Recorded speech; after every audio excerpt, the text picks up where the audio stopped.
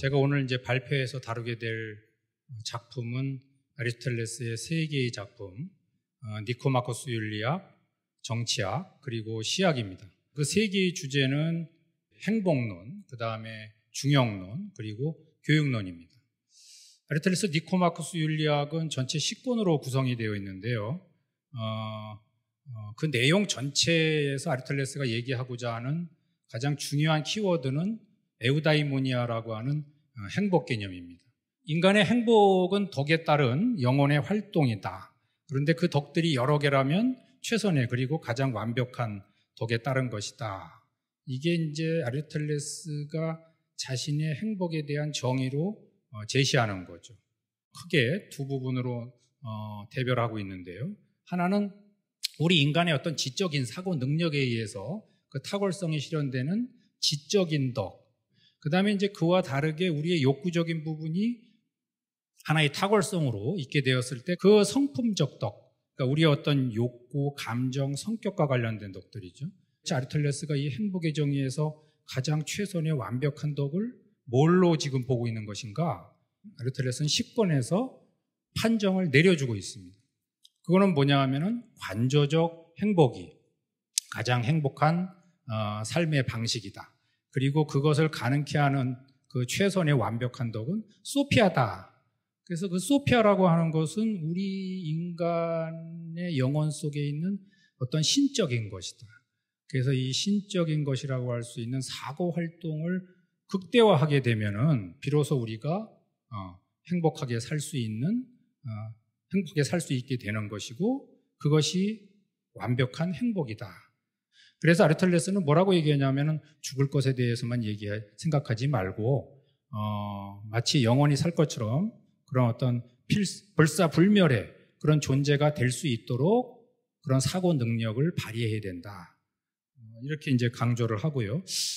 그러면 우리는 이러한 관조적 삶을 어떻게 현실 속에서 실현할 수 있을까?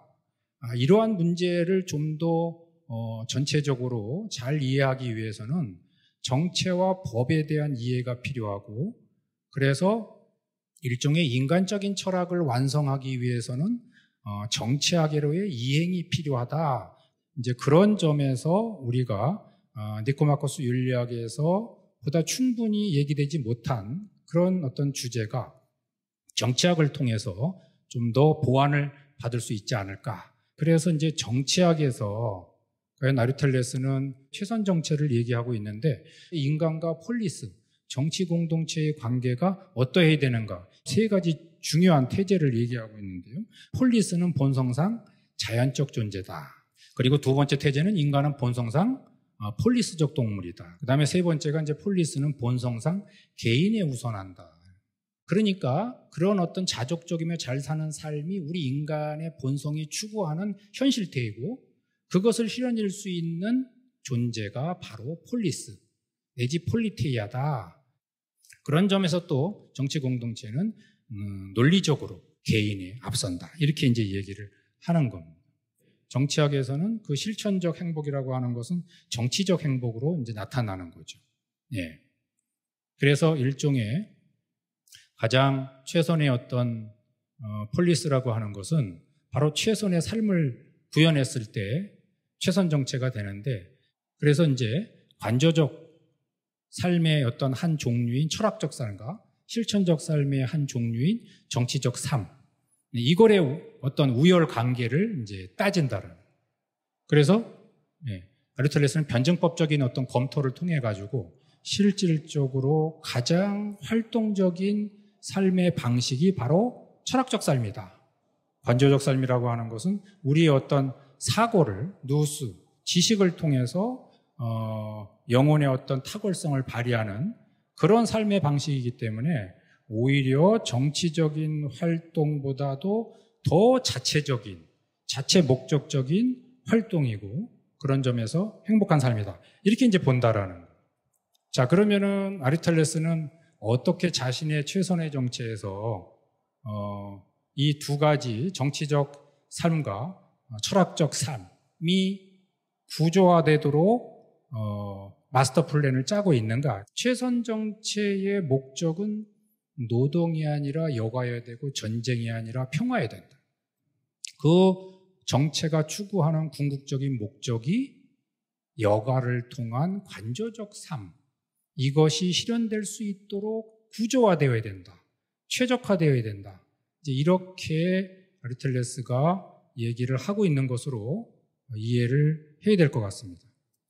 자, 이제 다음으로 두 번째 주제, 중용론을 통해서 이 니코마코스 윤리학과 정치학을 얘기를 하도록 하겠습니다. 니코마코스 윤리학에서 중용에 대한 아리스토텔레스의 데피니션, 정의는 과다와 과소, 지나침과 부족함, 이 사이의 중간 지점 어디를 잡는 것이다. 이렇게 얘기를 합니다. 아리스토텔레스가 드는 예는 레슬링 선수 밀론입니다. 밀론에게 중용에 따른 식사량이 뭐냐? 그러면 2와 10을 생각했을 때 6만큼 식사량을 밀론에게 주면은 그것이 중용에 따른 식사량일까요? 그렇게 봐서는 안 된다라는 거죠. 밀론은 소 한 마리를 먹을 수 있는 그런 선수이기 때문에 6보다 10쪽으로 더 많은 양을 줘야 된다. 아리스토텔레스가 얘기하는 거는 그 중용을 적중시킨 덕이 있는데 그 중용으로서의 덕과 반대가 되는 극단이 있다라는 거죠. 용기라고 하는 덕은 양극단이 지나침으로서의 만용과 부족함으로서의 비겁함이 되겠죠. 그러니까 그 비겁함으로부터 반대가 되는 쪽, 만용 쪽으로 끌고 가면은 좀 더 용기라는 덕의 어떤 실현 가능성이 높다. 이렇게 볼 수 있습니다. 아리스토텔레스는 이런 어떤 과다, 과소, 또 우리와 관련해서 더 반대의 반대로 이런 어떤 얘기만 해가지고는 아직까지 우리가 중용을 적중시킬 수 있는 그런 어떤 가능성이 좀 높지 않은 걸로 생각한 것 같고, 그래서 뭔가 다른 얘기를 좀 정보를 주는데 그게 뭐냐면 마땅함의 5가지 원칙입니다. 마땅한 때, 마땅한 사안, 마땅한 대상, 마땅한 목적, 마땅한 수단, 이제 어떤 이런 5가지 원칙을 잘 고려해서 그 중용을 찾으려고 해야 된다라는 거죠. 그러니까 어떻게 보면은 그 과다와 과소를 피하라라고 하는 것은 중용의 일종의 총론, 원론적인 얘기인 것 같고, 거기서 어떻게 중용을 적중시킨 행위를 실현할 것인가, 이런 또 구체적인 강론과 관련해서는 이 대온이라고 하는 5개의 마땅한 원칙을 아리스토텔레스가 제시를 하고 있는 것 같다라는 거예요. 그래서 이제 이것이 어떻게 구체적으로 그러면은 결합돼서 중용의 어떤 메커니즘을 좀 이해를 해야 되느냐, 덕의 통일성 태제라고 하는 것을 통해 가지고 총체적으로 접근을 해야 된다. 예를 들어서 용기라고 하는 덕의 그런 어떤 중용적인 행위가 어떻게 가능할까 했을 때 용기라는 덕을 발휘하기 위해서는 그 용기와 다른 성품적 덕들을 다 갖고 있어야 된다라는 거예요. 쉽게 이해를 하자면 용기라고 하는 그런 어떤 두려움에 맞서 잘 용맹함을 발휘할 수 있는 것은 어떤 조폭세계에 있어서의 그런 똘마니 부하도 대장을 위해서 충성할 수 있다라는 거죠. 그러나 그것이 올바른 목적을 위한 그런 용맹함의 작동 방식일까? 무조건 잘 싸운다 그래가지고, 부정의한 목적을 위해서 잘 싸운다 그래가지고 그것이 용기라는 덕의 실현이다, 이렇게 볼 수는 없다라는 거예요. 이와 관련해서 우리가 그 중용론이 적용되는 어떤 정체론을 생각해 볼 수가 있는데, 그게 이제 혼합정이라는 거죠. 이제 혼합정이 매력 있는 정체로 볼 수 있는 이유는 다양한 정체적 요소를 다 갖고 있다라는 거죠. 대표적으로 과도정적인 어떤 정체의 특성과 민주정적인 정체의 특성을 다 결합시키고 있다. 혼합정이라고 하는 것은 대다수의 국가에서 실현될 수 있는 정체의 유형이고, 그리고 무엇보다도 그 정체에서 발생할 수 있는 혼란, 무질서, 이거를 방지할 수가 있다. 그리고 어떻게 보면은 그 부자와 빈자 사이에서 중간계급이 균형추의 역할을 해줌으로써 전체 구성원들의 호모노이아, 일종의 어떤 일치된 마음, 한 마음을 실현할 수 있는 가능성이 높다. 아리스토텔레스는 중간계급이 어떤 강점을 갖고 있기 때문에 중간계급에게 그렇게 혼합정의 어떤 주체 계급으로 상정하고 있는가? 바로 중간 계급이 가장 이성에 잘 복종하는 그런 영혼의 소유자라는 거죠. 부자는 이 부의 어떤 힘에 의해서 빈자에 대한 어떤 경멸, 이에 반해서 가난한 사람들은 부자들에 대한 질투, 시기심이 있다라는 거죠. 양쪽 계급은 이성에 복종하기가 어렵다. 부자와 빈자가 취하고 있는 분배 정의관이 완전히 다르다라는 거죠. 민주주의자들은 자유다, 과도주의자들은 부다. 이런 점에서 이제 차이가 있고, 결과적으로는 이로 인한 스타시스라고 하는 파쟁이 있게 된다라는 거죠. 팩션이 있게 된다라는 거죠. 그럼에도 불구하고 그런 어떤 정체 내에서의 계급 싸움을 막을 수 있는 가능성이 무엇인가? 교육의 힘을 통해서 가능하다. 이렇게 이제 본다라는 거죠. 아리스토텔레스는 그 니코마코스 일리학에서 이 덕교육이라고 하는 것은 기뻐할 때 기뻐하고 슬퍼할 때 슬퍼하고 이런 어떤 그 감정의 올바른 교육이 필요한데, 한 국가의 어떤 그런 공동이익을 실현하기 위해서는 보편적인 교육이 이루어져야 된다. 이것을 실현하기 위해서는 국가에 의한 공교육이 있어야 된다. 이렇게 이제 얘기를 합니다. 앞에서 제가 잠깐 말씀드렸지만은 그 좋은 정체, 최선 정체의 목적은 여가가 목적이 되어야 된다. 그리고 평화가 목적이 되어야 된다. 두 가지 중요한 교육 내용이 뭐냐 하면은 스콜레라고 하는 여가 교육하고 무식계라고 하는 시가 교육입니다.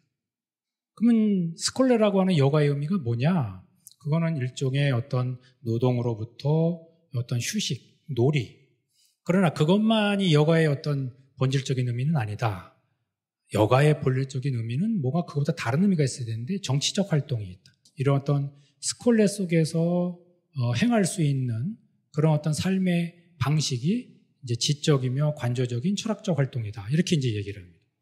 그 다음에 이제 무식계라고 하는 음악 교육입니다. 이 리듬과 어떤 하모니라고 하는 것은 일종의 어떤 대상을 모방을 한다라는 것.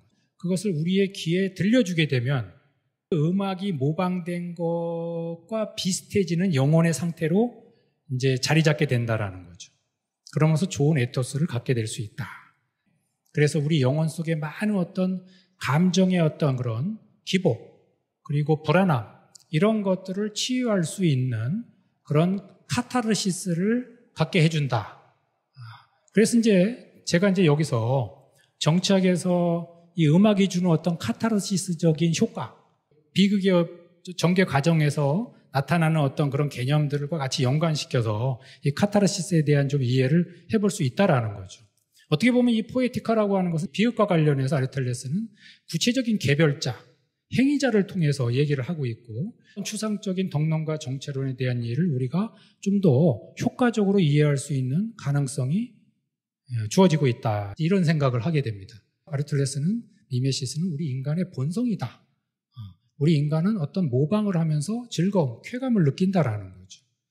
그리고 어떤 특정 대상을 모방을 할 때는 그 특정 대상 개별자 속에 들어있는 어떤 보편을 함께 본다라는 거죠. 이런 점에서 미메시스는 역사보다도 더 철학적이고 중요하다.